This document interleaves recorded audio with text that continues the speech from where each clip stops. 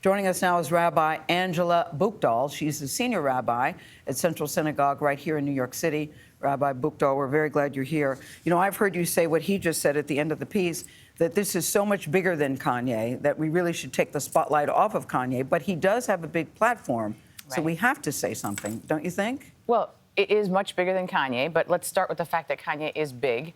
Just to put a little perspective on it, he has over 30 million Twitter followers, which is more than double the population of all the Jews of the world. There are fewer than 15 million Jews in the world. I don't think people realize I don't think that. people understand what a small community we are globally. And yet, so one man having a platform that is twice as big as if every Jewish person in the world tried to reach someone, it still is not as big as his platform. So I think that we have to not underestimate what one person's platform could be. But it's so much bigger than that because it's not just about one person. Right. And it's also not just about anti-Semitism against Jews. He's essentially activated an army of people who hate and are serial haters. And you know, evidence of that is just the clip we saw of the white supremacists. These are people who don't just hate Jews. They actually hate people of color, minorities, difference, Looking LGBTQ. for any reason Exactly. to hate somebody, Right. something. So this is, when we tolerate that kind of language, it might start with hatred or conspiracy theories of Jews, but it always extends to anyone who is of difference. I mean, anti-Semitism is often called the world's oldest hatred, That's at least right. in recorded history. Yeah. Where does it come from? Well, there are many roots. It's at least, you know, as long as there have been Jews, there has been hatred of Jews, unfortunately. There has been, you know, the Christian church had a whole doctrine that was very explicitly anti-Semitic.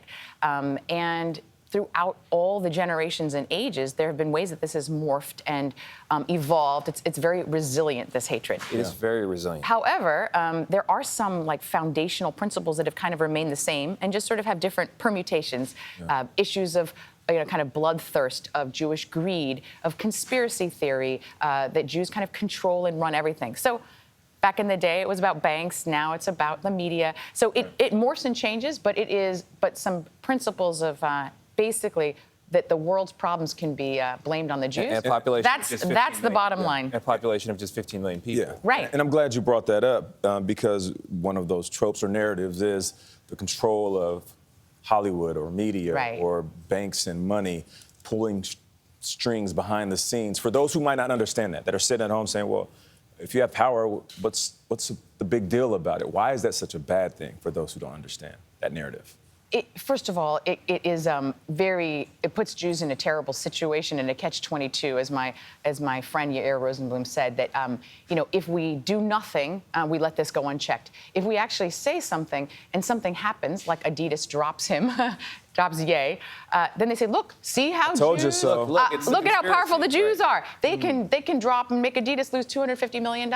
So it is a very horrible situation. I will say, though, that I personally experienced this myself when there was a gunman who came from England and held a rabbi and three others hostage in a synagogue in Colleyville, Texas.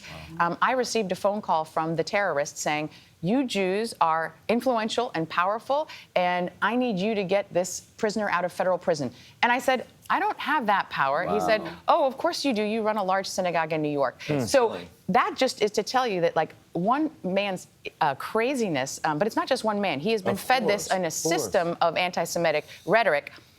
If you want to think about why it's dangerous to say Jews have power and influence, think about a man who holds 4 people at gunpoint for 10 hours because he believes Jews have influence and power. Who has the power? When people So it's a look life at and you, death issue. When people look at you, Rabbi Buchdahl, they think, well, that's not what I expect a rabbi to look like. That's right. I've heard that before. So I would just say that I think one of the problems of anti-Semitism today is people really have no understanding of who the Jewish community is. There is certainly in America misunderstanding that Jews have always just been white people. Clearly not.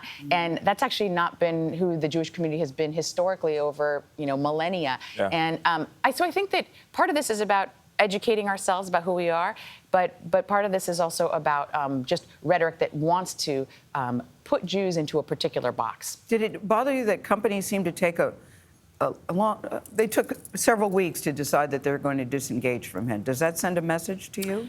Yeah, I think the people are kind of weighing their bottom line, and I think that it was disappointing that it took so long for people. But I really appreciate that ultimately people did the right thing. I'm not going to go into whether or not I think the motivations for why they did it. Ultimately, I think a bottom line: if your best asset is your brand, and you allow your brand to be associated with a bigoted, hateful, army of people, I think that is your bottom line. But how do you shine a light on this without giving it a platform?